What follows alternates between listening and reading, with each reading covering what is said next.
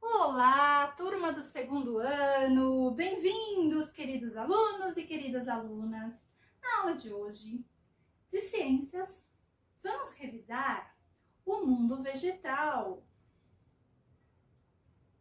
Vamos, então, ao nosso vídeo. Do reino vegetal. As plantas são seres vivos muito importantes para a vida no planeta. Além de deixar os ambientes mais bonitos e o clima agradável, elas servem de alimento e abrigo para várias espécies de animais. Os vegetais estão presentes nas florestas, nos jardins, nos lagos e em muitos outros locais.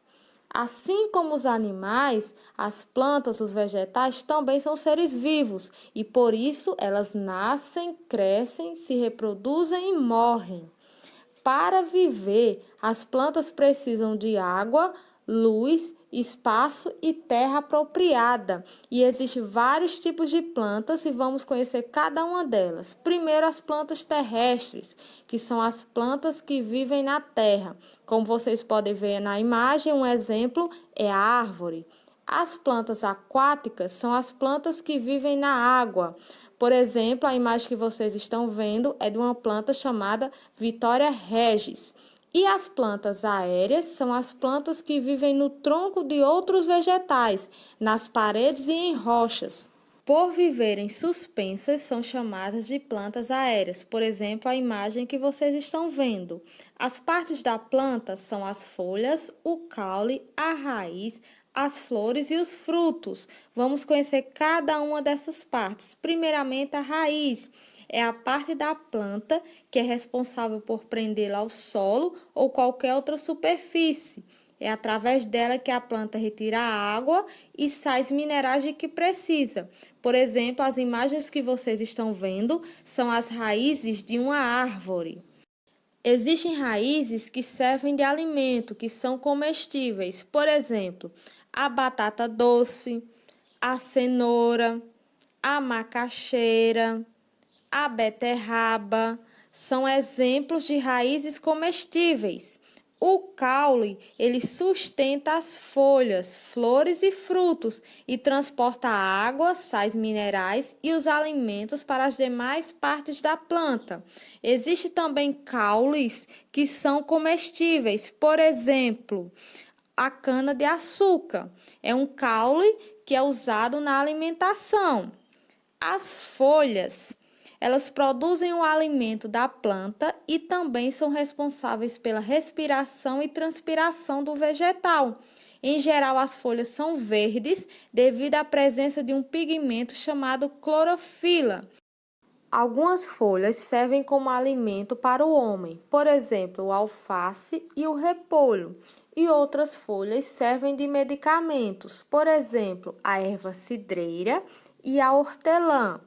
As flores são os órgãos reprodutores de algumas plantas e podem dar origem a frutos e sementes.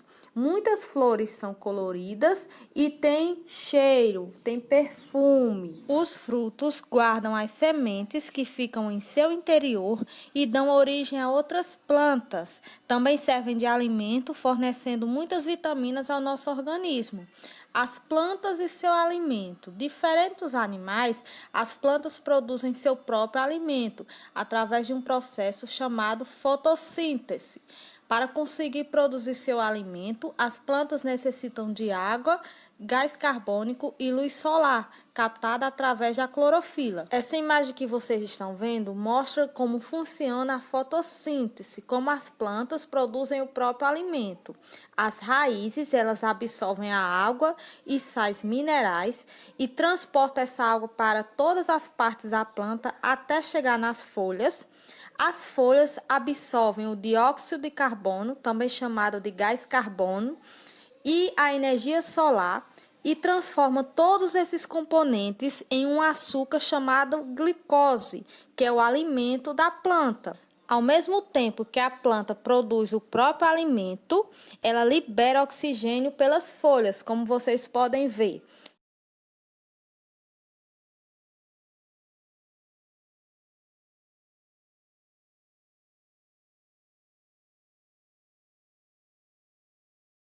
Muito bem! Agora vamos às nossas atividades de fixação do conteúdo da aula de hoje. Livro de Ciências, página 158, 159 e 160.